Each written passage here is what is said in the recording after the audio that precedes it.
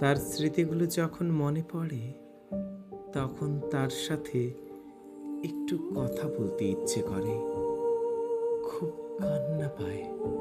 কিন্তু আমি যে নিরুপায়, আমি যে চাইলেও একটু কথা বলতে পারবো না তার সাথে। আমার যে সে অধিকার নেই আর। আমি যে চাইলেও একটা কল মেসেজ করতে পারবো না তাকে।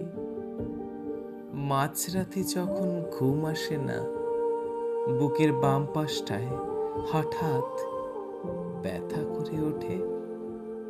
প্রিয় কিছু হারিয়ে ফেলার বেদনা যখন খুব করে পোড়ায়, বালিশে মুখ গুজে যখন ফুঁপিয়ে কান্না করি, কান্না জড়িত কণ্ঠে যখন দম বন্ধ হয়ে আসে, আমি যখন আর নিঃশ্বাস নিতে পারি না, তখন সে গ্যালারির কোণে লুকায়িত বিশেষ ফোল্ডারে যত্ন করে রাখা প্রিয় মানুষটির সেই হাসি মাখা মুখ দেখে একটু শান্তি মেলে।